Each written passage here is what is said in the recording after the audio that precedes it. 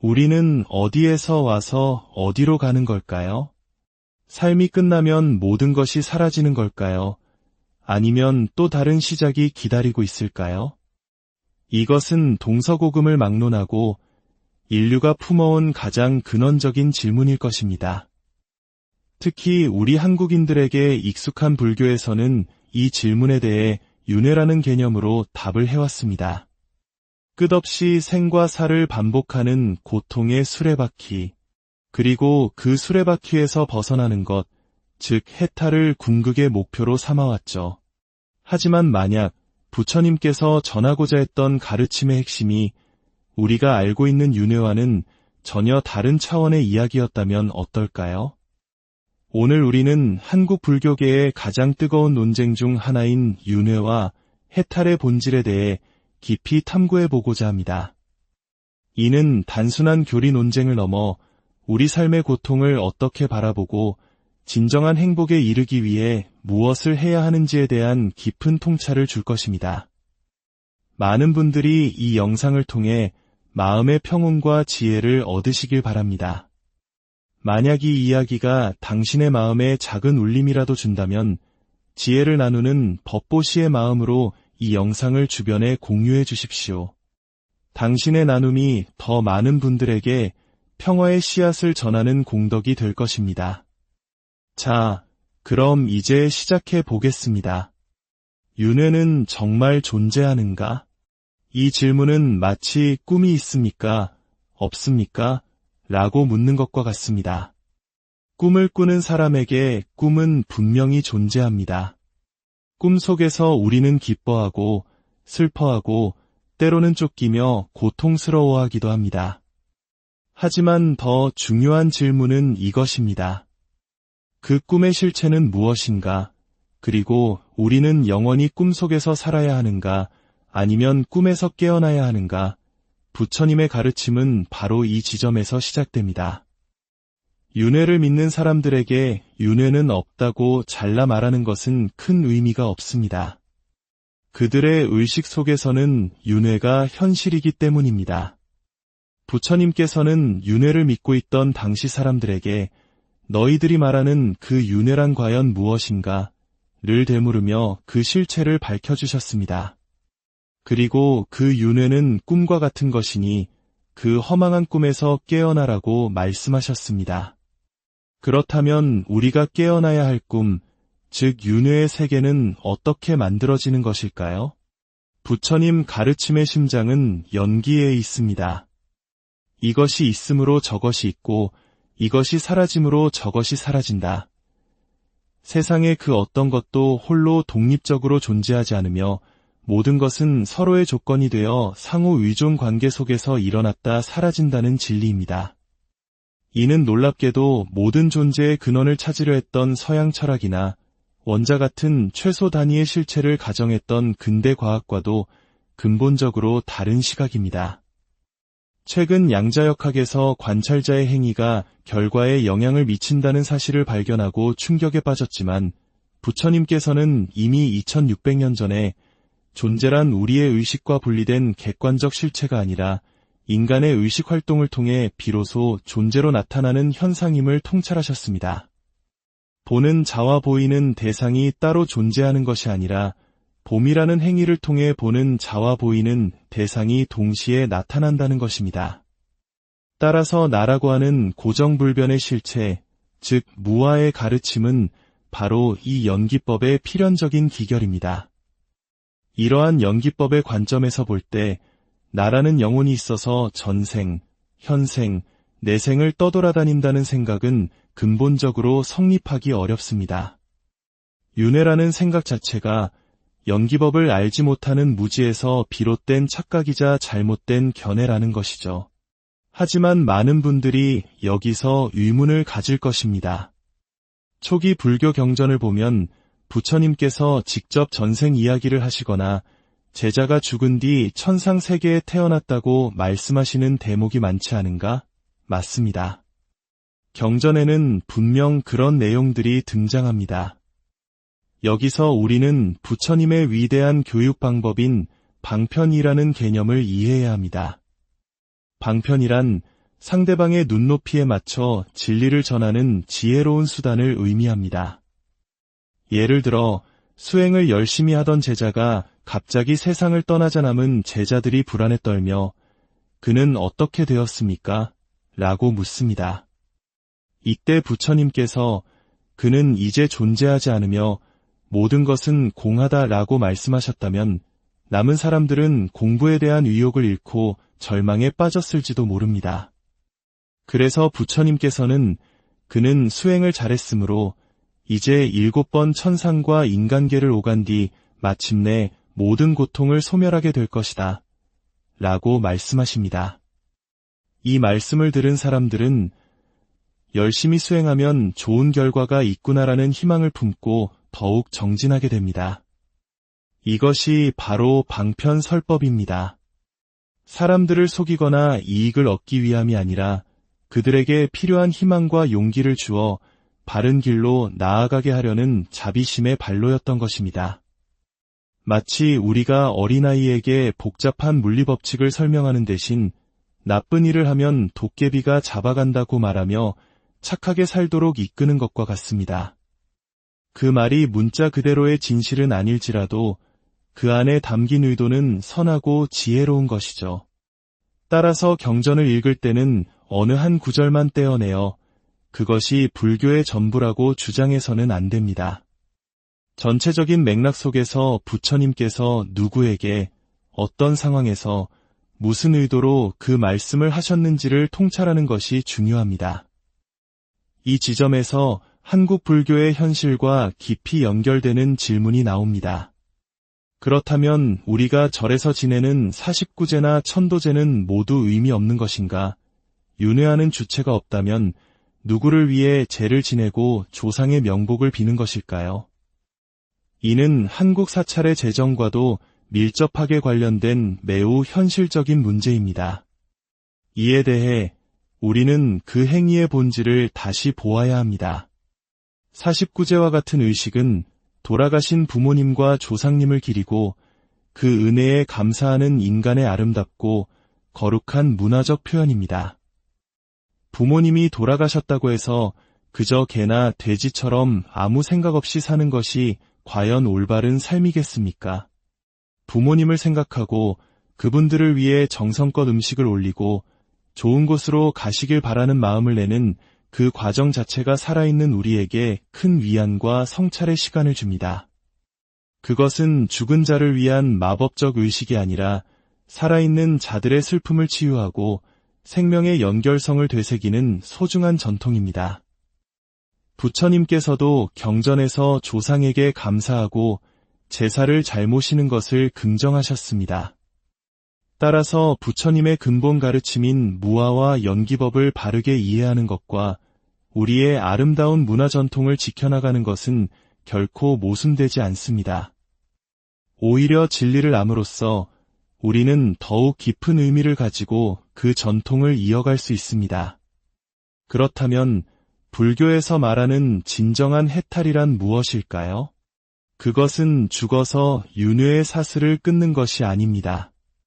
바로 지금 여기에서 탐욕과 분노와 어리석음, 즉 탐진치라는 마음의 감옥에서 벗어나는 것입니다.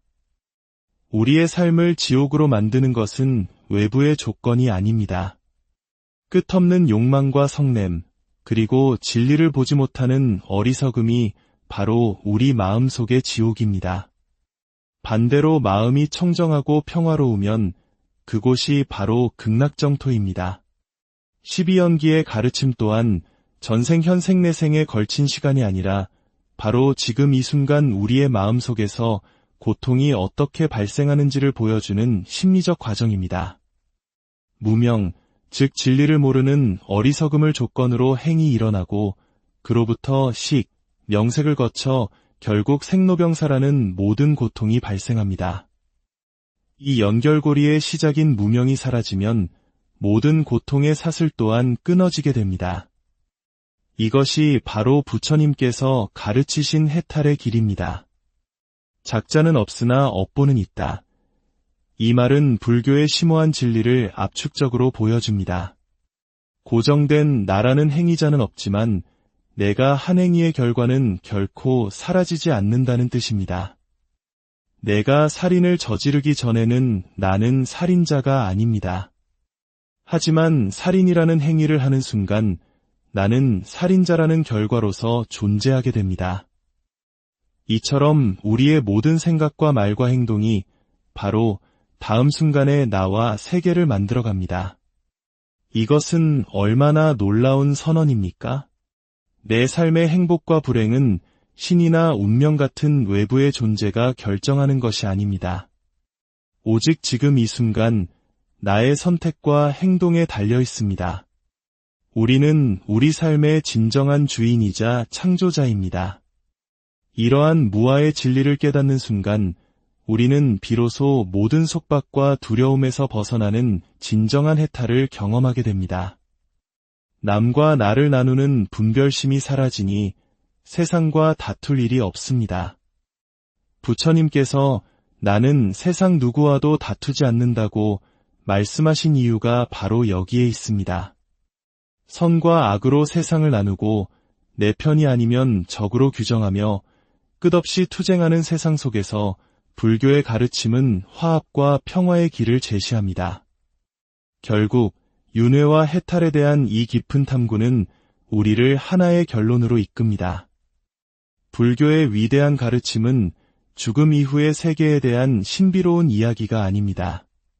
그것은 바로 지금 이 순간 이 삶을 어떻게 고통 없이 지혜롭고 자비롭게 살아갈 것인가에 대한 가장 현실적이고 심오한 안내서입니다.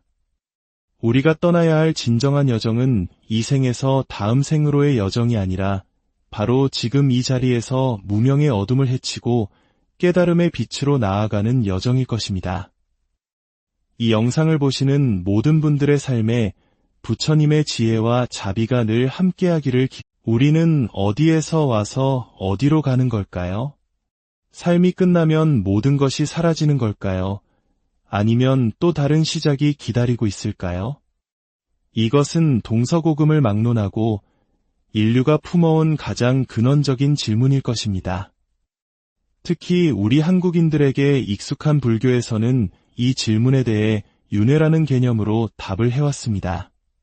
끝없이 생과 사를 반복하는 고통의 수레바퀴, 그리고 그 수레바퀴에서 벗어나는 것, 즉 해탈을 궁극의 목표로 삼아왔죠. 하지만 만약 부처님께서 전하고자 했던 가르침의 핵심이 우리가 알고 있는 윤회와는 전혀 다른 차원의 이야기였다면 어떨까요? 오늘 우리는 한국 불교계의 가장 뜨거운 논쟁 중 하나인 윤회와 해탈의 본질에 대해 깊이 탐구해보고자 합니다. 이는 단순한 교리 논쟁을 넘어 우리 삶의 고통을 어떻게 바라보고 진정한 행복에 이르기 위해 무엇을 해야 하는지에 대한 깊은 통찰을 줄 것입니다. 많은 분들이 이 영상을 통해 마음의 평온과 지혜를 얻으시길 바랍니다. 만약 이 이야기가 당신의 마음에 작은 울림이라도 준다면 지혜를 나누는 법보시의 마음으로 이 영상을 주변에 공유해 주십시오. 당신의 나눔이 더 많은 분들에게 평화의 씨앗을 전하는 공덕이 될 것입니다. 자, 그럼 이제 시작해 보겠습니다. 윤회는 정말 존재하는가? 이 질문은 마치 꿈이 있습니까? 없습니까? 라고 묻는 것과 같습니다. 꿈을 꾸는 사람에게 꿈은 분명히 존재합니다. 꿈 속에서 우리는 기뻐하고 슬퍼하고 때로는 쫓기며 고통스러워하기도 합니다. 하지만 더 중요한 질문은 이것입니다. 그 꿈의 실체는 무엇인가? 그리고 우리는 영원히 꿈속에서 살아야 하는가? 아니면 꿈에서 깨어나야 하는가? 부처님의 가르침은 바로 이 지점에서 시작됩니다. 윤회를 믿는 사람들에게 윤회는 없다고 잘라 말하는 것은 큰 의미가 없습니다. 그들의 의식 속에서는 윤회가 현실이기 때문입니다. 부처님께서는 윤회를 믿고 있던 당시 사람들에게 너희들이 말하는 그 윤회란 과연 무엇인가? 를 되물으며 그 실체를 밝혀주셨습니다. 그리고 그 윤회는 꿈과 같은 것이니 그 허망한 꿈에서 깨어나라고 말씀하셨습니다.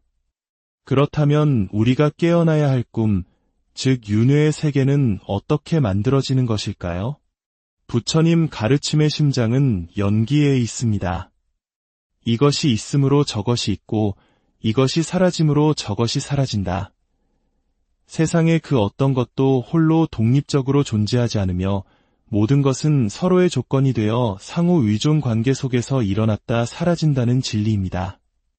이는 놀랍게도 모든 존재의 근원을 찾으려 했던 서양 철학이나 원자 같은 최소 단위의 실체를 가정했던 근대 과학과도 근본적으로 다른 시각입니다.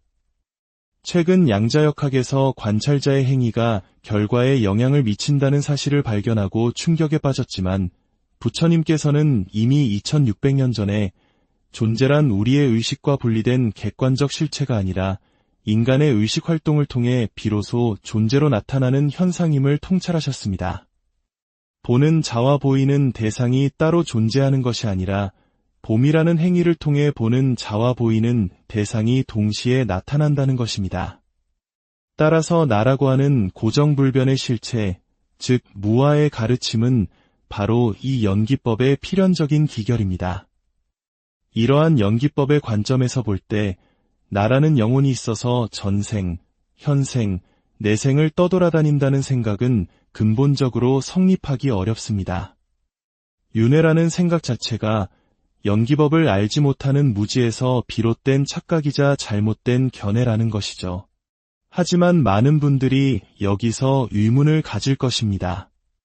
초기 불교 경전을 보면 부처님께서 직접 전생 이야기를 하시거나 제자가 죽은 뒤 천상 세계에 태어났다고 말씀하시는 대목이 많지 않은가? 맞습니다. 경전에는 분명 그런 내용들이 등장합니다. 여기서 우리는 부처님의 위대한 교육 방법인 방편이라는 개념을 이해해야 합니다. 방편이란 상대방의 눈높이에 맞춰 진리를 전하는 지혜로운 수단을 의미합니다. 예를 들어 수행을 열심히 하던 제자가 갑자기 세상을 떠나자 남은 제자들이 불안에 떨며 그는 어떻게 되었습니까? 라고 묻습니다. 이때 부처님께서 그는 이제 존재하지 않으며 모든 것은 공하다라고 말씀하셨다면 남은 사람들은 공부에 대한 의욕을 잃고 절망에 빠졌을지도 모릅니다. 그래서 부처님께서는 그는 수행을 잘했으므로 이제 7번 천상과 인간계를 오간 뒤 마침내 모든 고통을 소멸하게 될 것이다. 라고 말씀하십니다.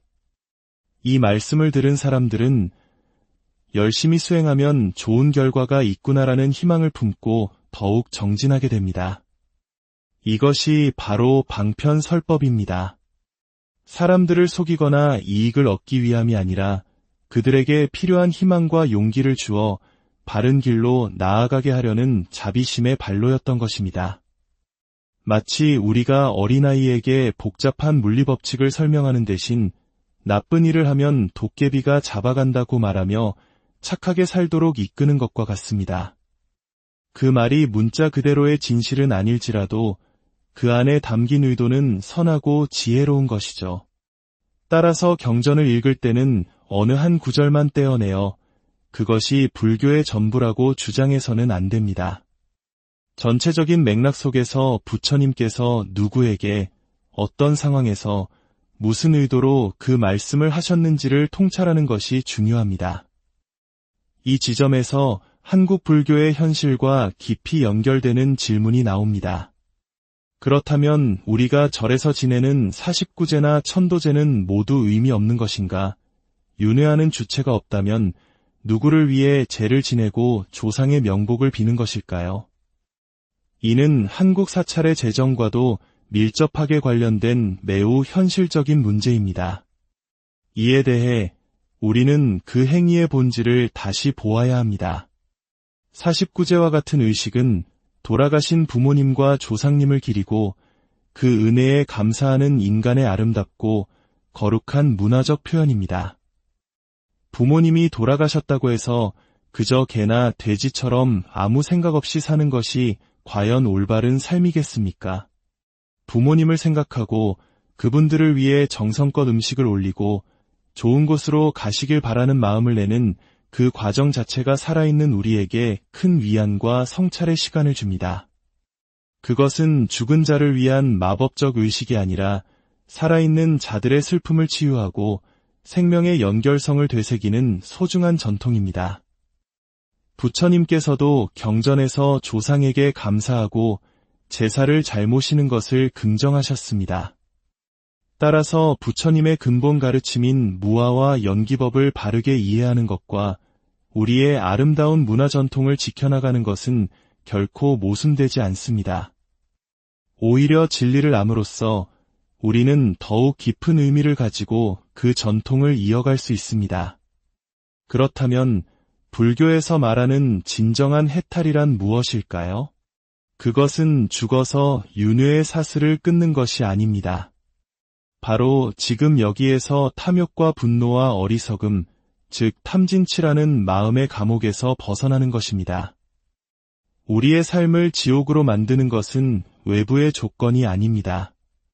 끝없는 욕망과 성냄, 그리고 진리를 보지 못하는 어리석음이 바로 우리 마음 속의 지옥입니다. 반대로 마음이 청정하고 평화로우면 그곳이 바로 극락정토입니다. 12연기의 가르침 또한 전생 현생 내생에 걸친 시간이 아니라 바로 지금 이 순간 우리의 마음 속에서 고통이 어떻게 발생하는지를 보여주는 심리적 과정입니다. 무명, 즉 진리를 모르는 어리석음을 조건으로 행이 일어나고 그로부터 식, 명색을 거쳐 결국 생로병사라는 모든 고통이 발생합니다. 이 연결고리의 시작인 무명이 사라지면 모든 고통의 사슬 또한 끊어지게 됩니다. 이것이 바로 부처님께서 가르치신 해탈의 길입니다. 작자는 없으나 업보는 있다. 이 말은 불교의 심오한 진리를 압축적으로 보여줍니다. 고정된 나라는 행위자는 없지만 내가 한 행위의 결과는 결코 사라지지 않는다는 뜻입니다. 내가 살인을 저지르기 전에는 나는 살인자가 아닙니다. 하지만 살인이라는 행위를 하는 순간 나는 살인자라는 결과로서 존재하게 됩니다. 이처럼 우리의 모든 생각과 말과 행동이 바로 다음 순간에 나와 세계를 만들어갑니다. 이것은 얼마나 놀라운 선언입니까? 내 삶의 행복과 불행은 신이나 운명 같은 외부의 존재가 결정하는 것이 아닙니다. 오직 지금 이 순간 나의 선택과 행동에 달려 있습니다. 우리는 우리 삶의 진정한 주인이자 창조자입니다. 이러한 무아의 진리를 깨닫는 순간 우리는 비로소 모든 속박과 두려움에서 벗어나는 진정한 해탈을 경험하게 됩니다. 남과 나를 나누는 분별심이 사라지니 세상과 다툴 일이 없습니다. 부처님께서 나는 세상 누구와도 다투지 않는다고 말씀하신 이유가 바로 여기에 있습니다. 선과 악으로 세상을 나누고 내 편이 아니면 적으로 규정하며 끝없이 투쟁하는 세상 속에서 불교의 가르침은 화합과 평화의 길을 제시합니다. 결국 윤회와 해탈에 대한 이 깊은 탐구는 우리를 하나의 결론으로 이끕니다. 불교의 위대한 가르침은 죽음 이후의 세계에 대한 신비로운 이야기가 아닙니다. 그것은 바로 지금 이 순간 이 삶을 어떻게 고통 없이 지혜롭고 자비롭게 살아갈 것인가에 대한 가장 현실적이고 심오한 안내서입니다. 우리가 떠나야 할 진정한 여정은 이 생에서 다음 생으로의 여정이 아니라 바로 지금 이 자리에서 무명의 어둠을 헤치고 깨달음의 빛으로 나아가는 여정일 것입니다. 이 영상을 보시는 모든 분들의 삶에 부처님의 지혜와 자비가 늘 함께하기를 우리는 어디에서 와서 어디로 가는 걸까요? 삶이 끝나면 모든 것이 사라지는 걸까요? 아니면 또 다른 시작이 기다리고 있을까요? 이것은 동서고금을 막론하고 인류가 품어온 가장 근원적인 질문일 것입니다. 특히 우리 한국인들에게 익숙한 불교에서는 이 질문에 대해 윤회라는 개념으로 답을 해왔습니다. 끝없이 생과 사를 반복하는 고통의 수레바퀴, 그리고 그 수레바퀴에서 벗어나는 것, 즉 해탈을 궁극의 목표로 삼아왔죠. 하지만 만약 부처님께서 전하고자 했던 가르침의 핵심이 우리가 알고 있는 윤회와는 전혀 다른 차원의 이야기였다면 어떨까요? 오늘 우리는 한국 불교계의 가장 뜨거운 논쟁 중 하나인 윤회와 해탈의 본질에 대해 깊이 탐구해보고자 합니다. 이는 단순한 교리 논쟁을 넘어 우리 삶의 고통을 어떻게 바라보고 진정한 행복에 이르기 위해 무엇을 해야 하는지에 대한 깊은 통찰을 줄 것입니다. 많은 분들이 이 영상을 통해 마음의 평온과 지혜를 얻으시길 바랍니다. 만약 이 이야기가 당신의 마음에 작은 울림이라도 준다면 지혜를 나누는 법보시의 마음으로 이 영상을 주변에 공유해 주십시오. 당신의 나눔이 더 많은 분들에게 평화의 씨앗을 전하는 공덕이 될 것입니다. 자, 그럼 이제 시작해 보겠습니다. 윤회는 정말 존재하는가? 이 질문은 마치 꿈이 있습니까? 없습니까? 라고 묻는 것과 같습니다. 꿈을 꾸는 사람에게 꿈은 분명히 존재합니다. 꿈 속에서 우리는 기뻐하고 슬퍼하고 때로는 쫓기며 고통스러워하기도 합니다. 하지만 더 중요한 질문은 이것입니다. 그 꿈의 실체는 무엇인가? 그리고 우리는 영원히 꿈속에서 살아야 하는가? 아니면 꿈에서 깨어나야 하는가? 부처님의 가르침은 바로 이 지점에서 시작됩니다. 윤회를 믿는 사람들에게 윤회는 없다고 잘라 말하는 것은 큰 의미가 없습니다. 그들의 의식 속에서는 윤회가 현실이기 때문입니다. 부처님께서는 윤회를 믿고 있던 당시 사람들에게 너희들이 말하는 그 윤회란 과연 무엇인가? 를 되물으며 그 실체를 밝혀주셨습니다. 그리고 그 윤회는 꿈과 같은 것이니 그 허망한 꿈에서 깨어나라고 말씀하셨습니다. 그렇다면 우리가 깨어나야 할 꿈, 즉 윤회의 세계는 어떻게 만들어지는 것일까요? 부처님 가르침의 심장은 연기에 있습니다. 이것이 있음으로 저것이 있고 이것이 사라짐으로 저것이 사라진다. 세상의 그 어떤 것도 홀로 독립적으로 존재하지 않으며 모든 것은 서로의 조건이 되어 상호 의존 관계 속에서 일어났다 사라진다는 진리입니다. 이는 놀랍게도 모든 존재의 근원을 찾으려 했던 서양 철학이나 원자 같은 최소 단위의 실체를 가정했던 근대 과학과도 근본적으로 다른 시각입니다.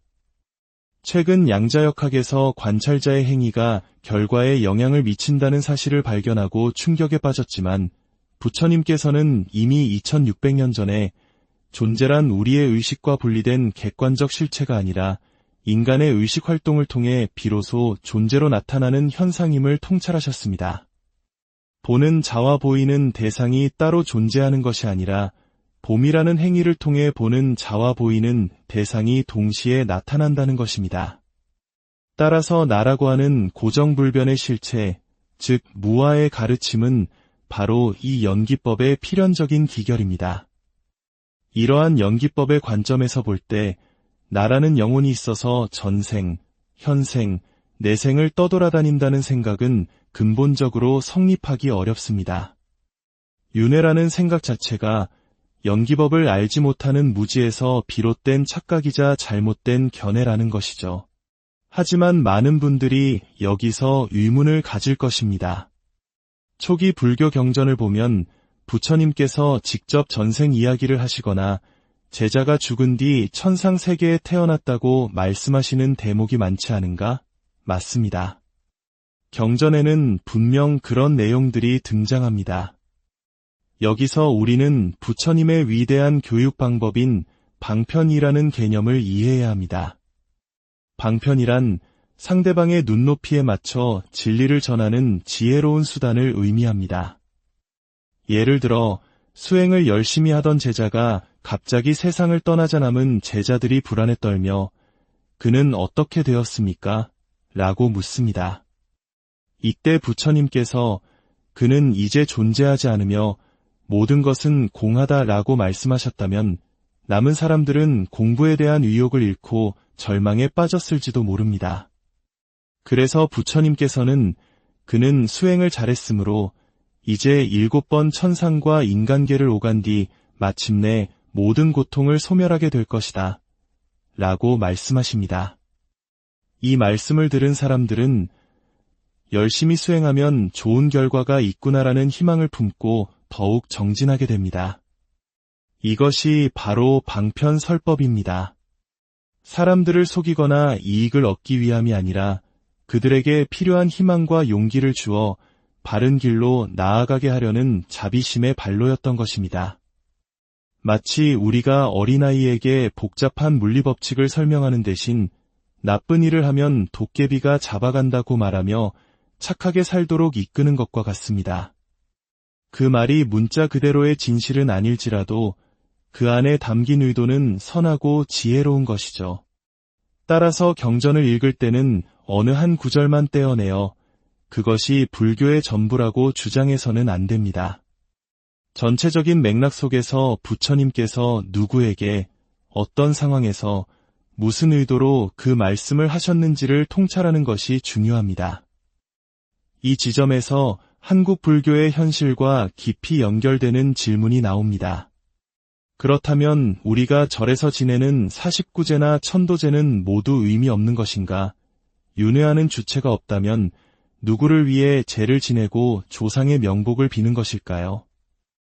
이는 한국 사찰의 재정과도 밀접하게 관련된 매우 현실적인 문제입니다. 이에 대해 우리는 그 행위의 본질을 다시 보아야 합니다.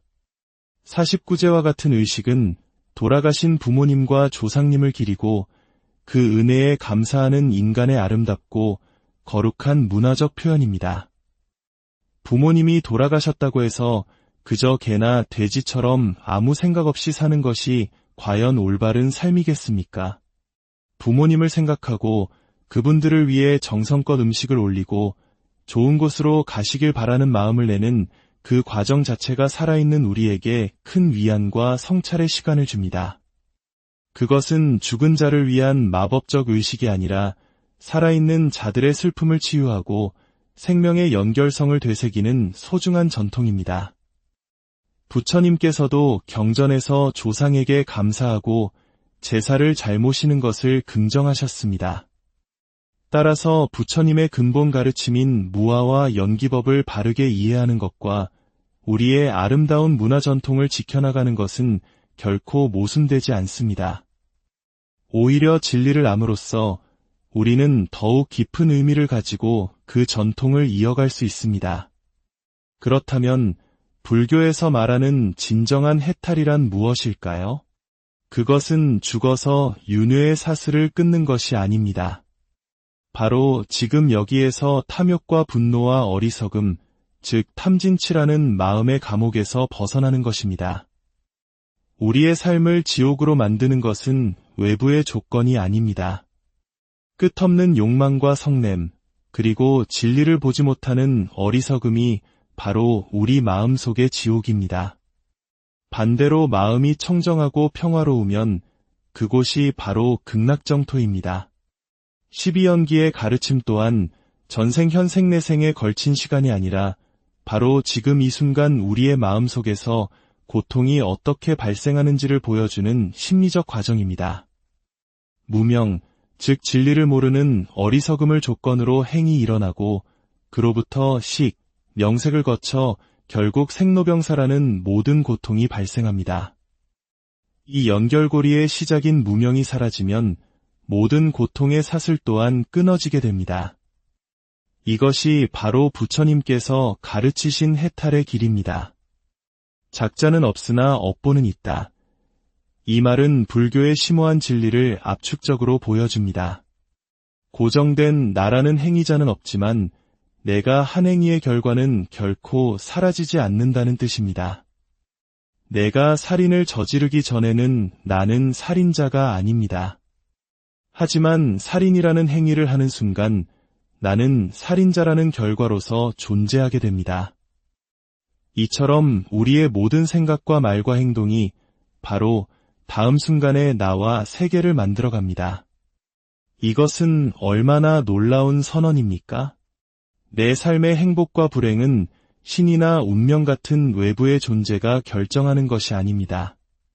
오직 지금 이 순간 나의 선택과 행동에 달려 있습니다. 우리는 우리 삶의 진정한 주인이자 창조자입니다. 이러한 무아의 진리를 깨닫는 순간 우리는 비로소 모든 속박과 두려움에서 벗어나는 진정한 해탈을 경험하게 됩니다. 남과 나를 나누는 분별심이 사라지니 세상과 다툴 일이 없습니다.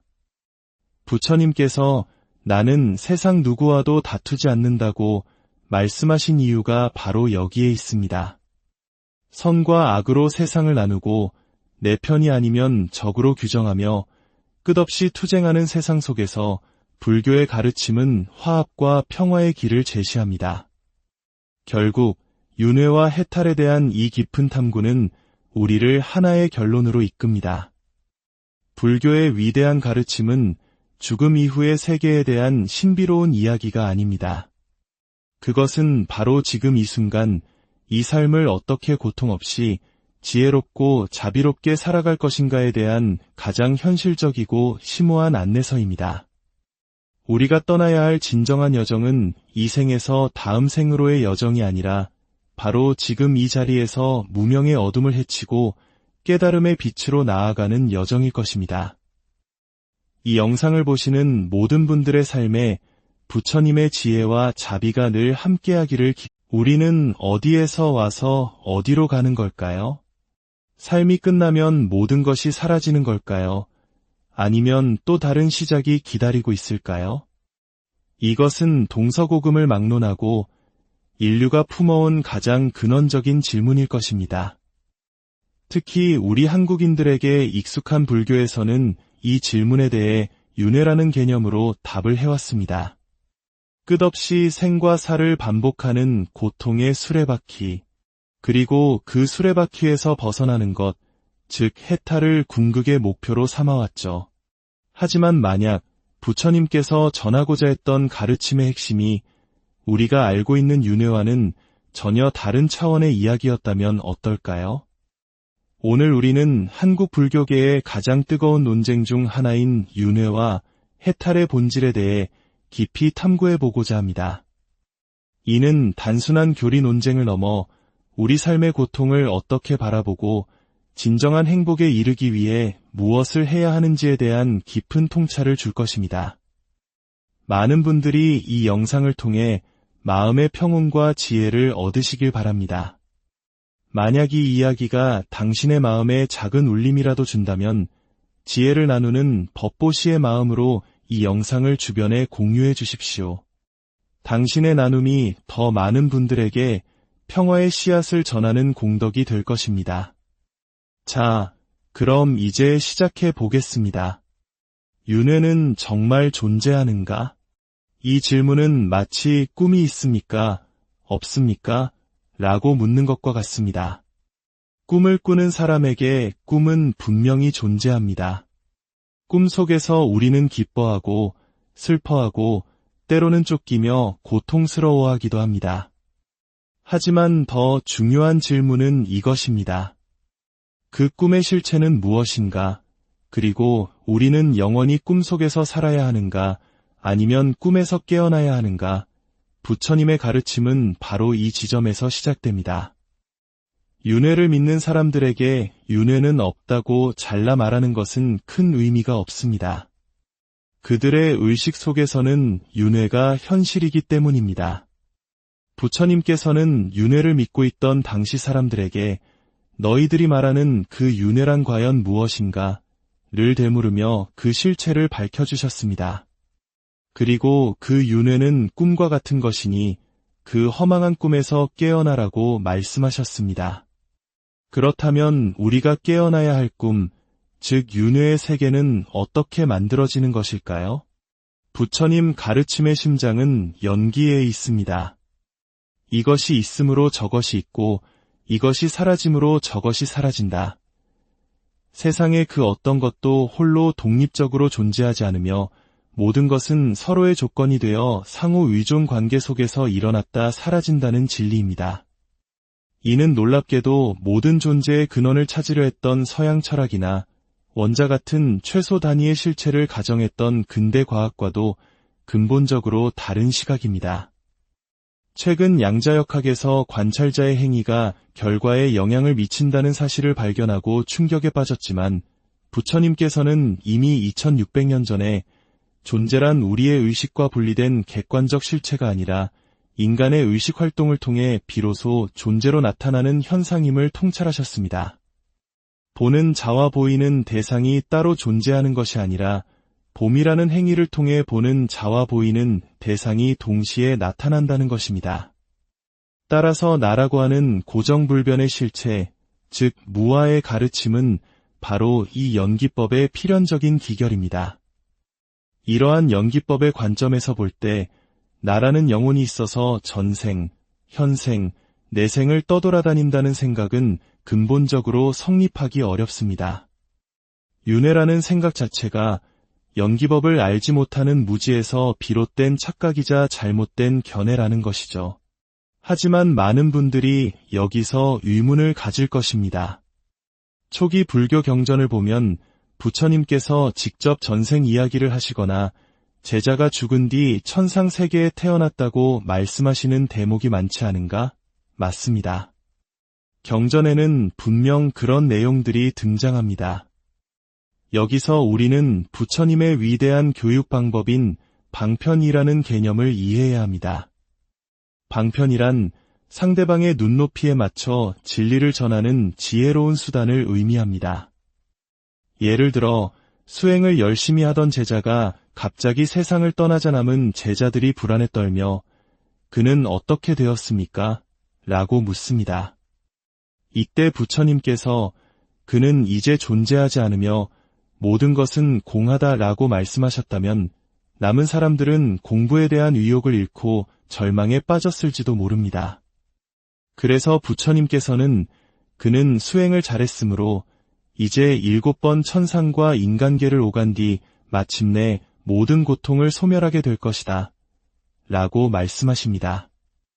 이 말씀을 들은 사람들은 열심히 수행하면 좋은 결과가 있구나라는 희망을 품고 더욱 정진하게 됩니다. 이것이 바로 방편설법입니다.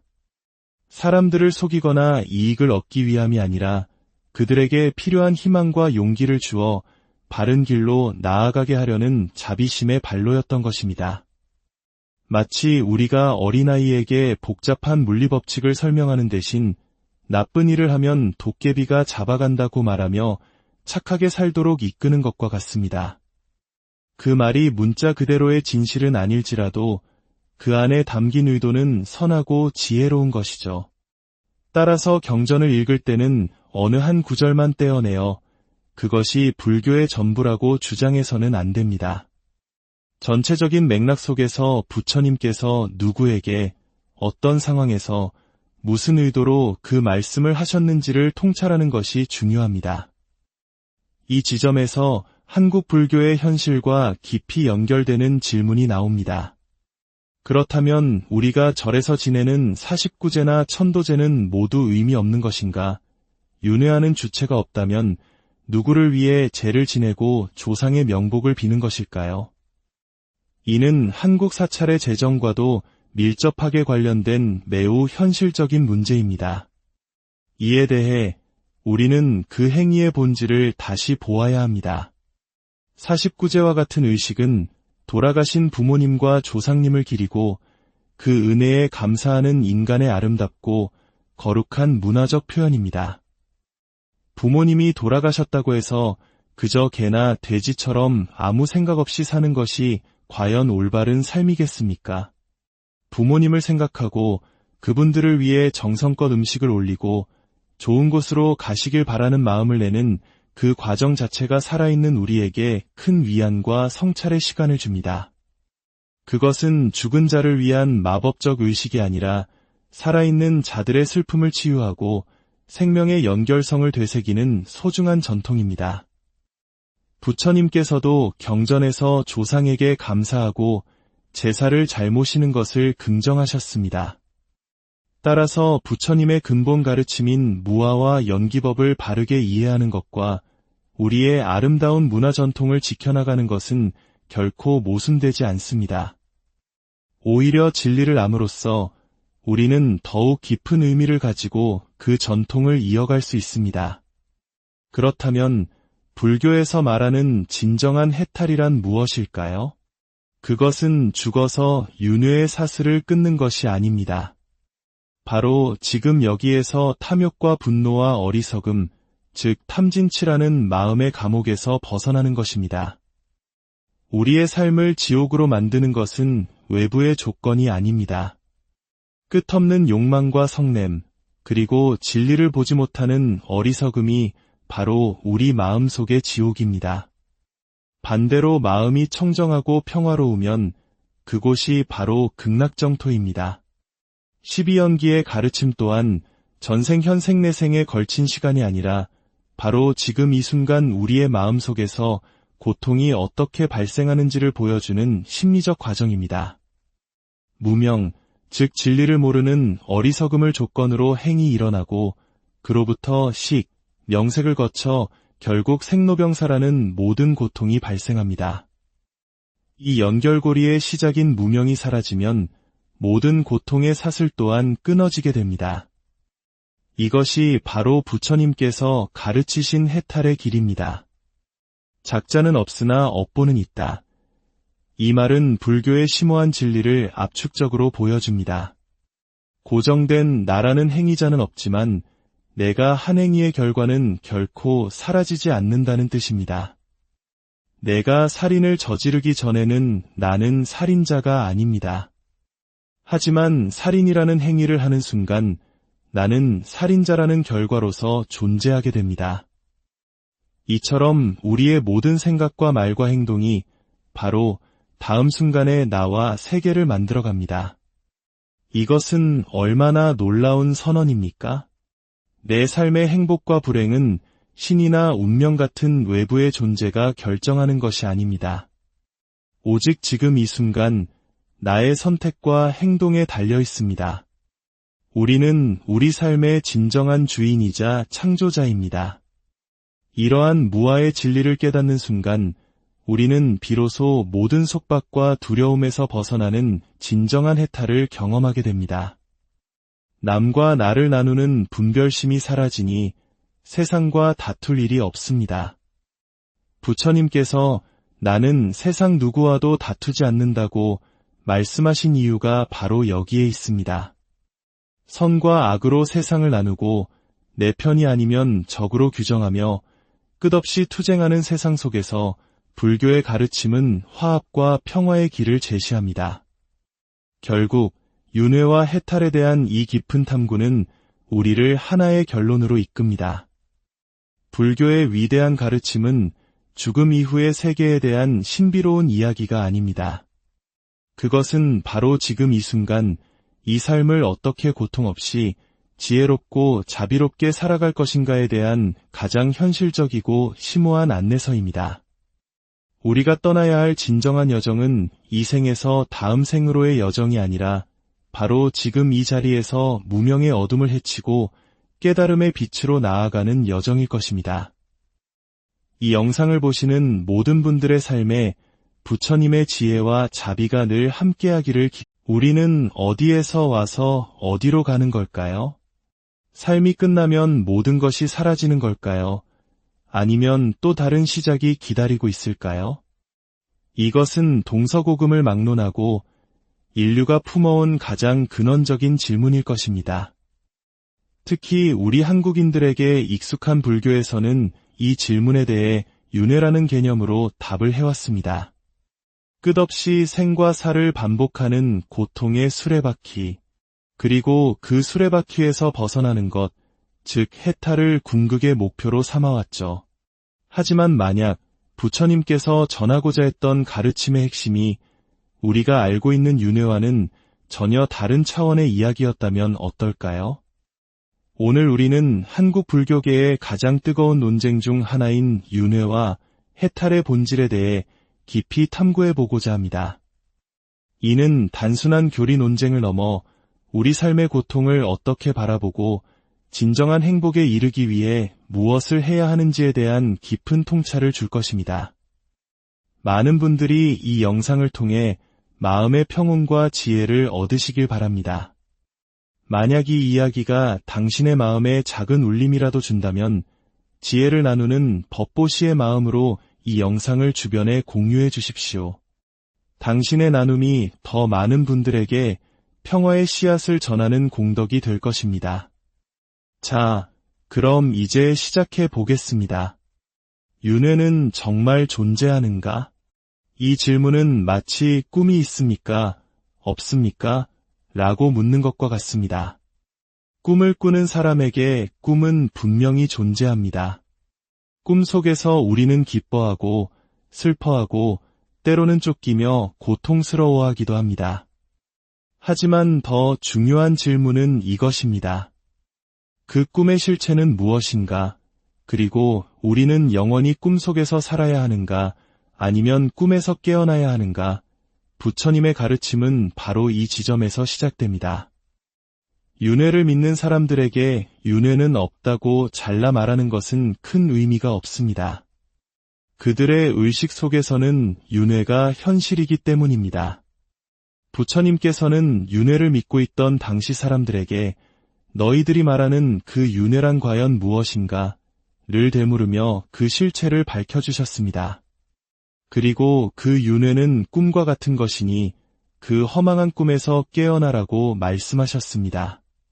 그렇다면 우리가 깨어나야 할 꿈, 즉 윤회의 세계는 어떻게 만들어지는 것일까요? 부처님 가르침의 심장은 연기에 있습니다. 이것이 있음으로 저것이 있고 이것이 사라짐으로 저것이 사라진다. 세상의 그 어떤 것도 홀로 독립적으로 존재하지 않으며 모든 것은 서로의 조건이 되어 상호 의존 관계 속에서 일어났다 사라진다는 진리입니다. 이는 놀랍게도 모든 존재의 근원을 찾으려 했던 서양 철학이나 원자 같은 최소 단위의 실체를 가정했던 근대 과학과도 근본적으로 다른 시각입니다. 최근 양자역학에서 관찰자의 행위가 결과에 영향을 미친다는 사실을 발견하고 충격에 빠졌지만 부처님께서는 이미 2600년 전에 존재란 우리의 의식과 분리된 객관적 실체가 아니라 인간의 의식 활동을 통해 비로소 존재로 나타나는 현상임을 통찰하셨습니다. 보는 자와 보이는 대상이 따로 존재하는 것이 아니라 봄이라는 행위를 통해 보는 자와 보이는 대상이 동시에 나타난다는 것입니다. 따라서 나라고 하는 고정불변의 실체, 즉 무아의 가르침은 바로 이 연기법의 필연적인 기결입니다. 이러한 연기법의 관점에서 볼 때 나라는 영혼이 있어서 전생, 현생, 내생을 떠돌아다닌다는 생각은 근본적으로 성립하기 어렵습니다. 윤회라는 생각 자체가 연기법을 알지 못하는 무지에서 비롯된 착각이자 잘못된 견해라는 것이죠. 하지만 많은 분들이 여기서 의문을 가질 것입니다. 초기 불교 경전을 보면 부처님께서 직접 전생 이야기를 하시거나 제자가 죽은 뒤 천상 세계에 태어났다고 말씀하시는 대목이 많지 않은가? 맞습니다. 경전에는 분명 그런 내용들이 등장합니다. 여기서 우리는 부처님의 위대한 교육 방법인 방편이라는 개념을 이해해야 합니다. 방편이란 상대방의 눈높이에 맞춰 진리를 전하는 지혜로운 수단을 의미합니다. 예를 들어 수행을 열심히 하던 제자가 갑자기 세상을 떠나자 남은 제자들이 불안에 떨며 그는 어떻게 되었습니까? 라고 묻습니다. 이때 부처님께서 그는 이제 존재하지 않으며 모든 것은 공하다 라고 말씀하셨다면 남은 사람들은 공부에 대한 의욕을 잃고 절망에 빠졌을지도 모릅니다. 그래서 부처님께서는 그는 수행을 잘했으므로 이제 7번 천상과 인간계를 오간 뒤 마침내 모든 고통을 소멸하게 될 것이다. 라고 말씀하십니다. 이 말씀을 들은 사람들은 열심히 수행하면 좋은 결과가 있구나라는 희망을 품고 더욱 정진하게 됩니다. 이것이 바로 방편설법입니다. 사람들을 속이거나 이익을 얻기 위함이 아니라 그들에게 필요한 희망과 용기를 주어 바른 길로 나아가게 하려는 자비심의 발로였던 것입니다. 마치 우리가 어린아이에게 복잡한 물리법칙을 설명하는 대신 나쁜 일을 하면 도깨비가 잡아간다고 말하며 착하게 살도록 이끄는 것과 같습니다. 그 말이 문자 그대로의 진실은 아닐지라도 그 안에 담긴 의도는 선하고 지혜로운 것이죠. 따라서 경전을 읽을 때는 어느 한 구절만 떼어내어 그것이 불교의 전부라고 주장해서는 안 됩니다. 전체적인 맥락 속에서 부처님께서 누구에게 어떤 상황에서 무슨 의도로 그 말씀을 하셨는지를 통찰하는 것이 중요합니다. 이 지점에서 한국 불교의 현실과 깊이 연결되는 질문이 나옵니다. 그렇다면 우리가 절에서 지내는 49제나 천도제는 모두 의미 없는 것인가? 윤회하는 주체가 없다면 누구를 위해 제를 지내고 조상의 명복을 비는 것일까요? 이는 한국 사찰의 재정과도 밀접하게 관련된 매우 현실적인 문제입니다. 이에 대해 우리는 그 행위의 본질을 다시 보아야 합니다. 49제와 같은 의식은 돌아가신 부모님과 조상님을 기리고 그 은혜에 감사하는 인간의 아름답고 거룩한 문화적 표현입니다. 부모님이 돌아가셨다고 해서 그저 개나 돼지처럼 아무 생각 없이 사는 것이 과연 올바른 삶이겠습니까? 부모님을 생각하고 그분들을 위해 정성껏 음식을 올리고 좋은 곳으로 가시길 바라는 마음을 내는 그 과정 자체가 살아있는 우리에게 큰 위안과 성찰의 시간을 줍니다. 그것은 죽은 자를 위한 마법적 의식이 아니라 살아있는 자들의 슬픔을 치유하고 생명의 연결성을 되새기는 소중한 전통입니다. 부처님께서도 경전에서 조상에게 감사하고 제사를 잘 모시는 것을 긍정하셨습니다. 따라서 부처님의 근본 가르침인 무아와 연기법을 바르게 이해하는 것과 우리의 아름다운 문화 전통을 지켜나가는 것은 결코 모순되지 않습니다. 오히려 진리를 암으로써 우리는 더욱 깊은 의미를 가지고 그 전통을 이어갈 수 있습니다. 그렇다면 불교에서 말하는 진정한 해탈이란 무엇일까요? 그것은 죽어서 윤회의 사슬을 끊는 것이 아닙니다. 바로 지금 여기에서 탐욕과 분노와 어리석음, 즉 탐진치라는 마음의 감옥에서 벗어나는 것입니다. 우리의 삶을 지옥으로 만드는 것은 외부의 조건이 아닙니다. 끝없는 욕망과 성냄, 그리고 진리를 보지 못하는 어리석음이 바로 우리 마음속의 지옥입니다. 반대로 마음이 청정하고 평화로우면 그곳이 바로 극락정토입니다. 12연기의 가르침 또한 전생 현생 내생에 걸친 시간이 아니라 바로 지금 이 순간 우리의 마음속에서 고통이 어떻게 발생하는지를 보여주는 심리적 과정입니다. 무명, 즉 진리를 모르는 어리석음을 조건으로 행이 일어나고 그로부터 식, 명색을 거쳐 결국 생로병사라는 모든 고통이 발생합니다. 이 연결고리의 시작인 무명이 사라지면 모든 고통의 사슬 또한 끊어지게 됩니다. 이것이 바로 부처님께서 가르치신 해탈의 길입니다. 작자는 없으나 업보는 있다. 이 말은 불교의 심오한 진리를 압축적으로 보여줍니다. 고정된 나라는 행위자는 없지만 내가 한 행위의 결과는 결코 사라지지 않는다는 뜻입니다. 내가 살인을 저지르기 전에는 나는 살인자가 아닙니다. 하지만 살인이라는 행위를 하는 순간 나는 살인자라는 결과로서 존재하게 됩니다.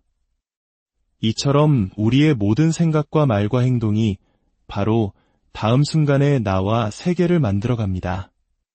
이것은 얼마나 놀라운 선언입니까? 내 삶의 행복과 불행은 신이나 운명 같은 외부의 존재가 결정하는 것이 아닙니다. 오직 지금 이 순간 나의 선택과 행동에 달려 있습니다. 우리는 우리 삶의 진정한 주인이자 창조자입니다. 이러한 무아의 진리를 깨닫는 순간 우리는 비로소 모든 속박과 두려움에서 벗어나는 진정한 해탈을 경험하게 됩니다. 남과 나를 나누는 분별심이 사라지니 세상과 다툴 일이 없습니다. 부처님께서 나는 세상 누구와도 다투지 않는다고 말씀하신 이유가 바로 여기에 있습니다. 선과 악으로 세상을 나누고 내 편이 아니면 적으로 규정하며 끝없이 투쟁하는 세상 속에서 불교의 가르침은 화합과 평화의 길을 제시합니다. 결국 윤회와